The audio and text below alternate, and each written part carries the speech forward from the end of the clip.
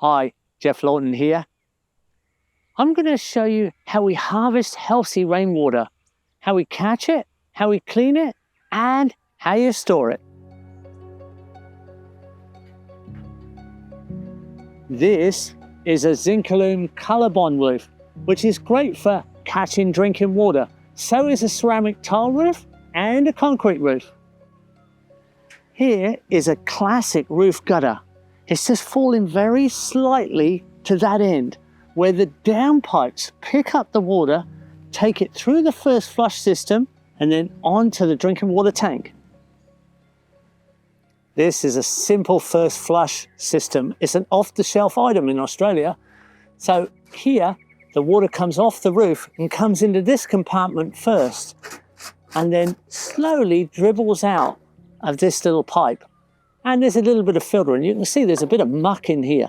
It's called a little bit of organic pollutant. Now there's a ball in here. That's just a loose ball. The water's coming in faster than it can dribble out of this little pipe. The ball rises and blocks that junction, and all remaining water from that point goes through to the tank. When the rain stops, this empties, and we catch a little bit of organic pollutants, not much. Simple system, works fine. You just open it up every now and again and clean it. Just gonna wash all the dirt out of there. That tiny little hole there is what lets the water dribble out. So it doesn't go out very quickly. So when we put it back together, that fits in there. That fits on there.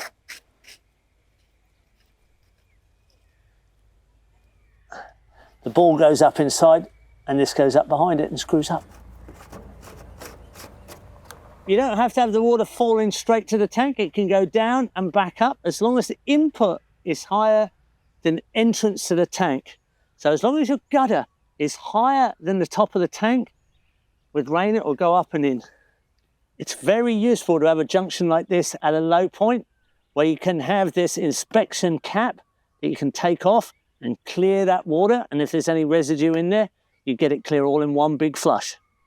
At the input of each tank, there's a sieve and a mesh that stops leaves, mosquitoes, and any wildlife getting into the tank. This is a 24,000 gallon concrete tank. It would be a tank that you might use on a very large family house, or maybe two houses joined together, or it might be used as a tank for irrigation to crops if you can't use a dam or build a dam. This is a 10,000 gallon concrete tank. It's the ideal size for a family home. It could be a very large header tank for a small community, or it could be an irrigation header tank for crops. This is a 2,000 gallon concrete tank. Now that's a bit small for the average family's use and storage, but it would be okay for a weekender or a holiday cabin, or maybe for just one person living by themselves carefully. Now, it could be a nice large header tank.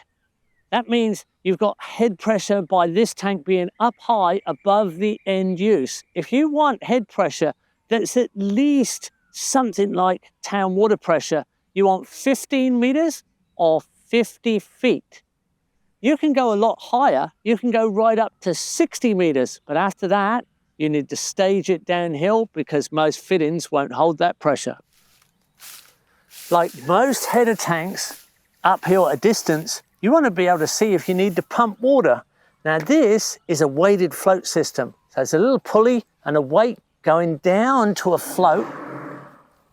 And that tells me that we need to pump water, because when this one's up, that one on the inside is down. It's just a float that's weighted.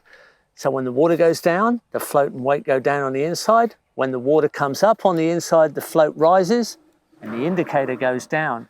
And as the old sign says here, time to pump water. This is a 500 gallon concrete tank, and that's just about an ideal size for the average family home's header tank. So if you want to filter the water at its final end use point, these canisters here contain simple ceramic sheath filters. and they've filtered the water of any final particulates to a very, very fine degree. So at this point, there's no pollutants in the water at all. There we go. Beautiful, clean rainwater. Best water in the world.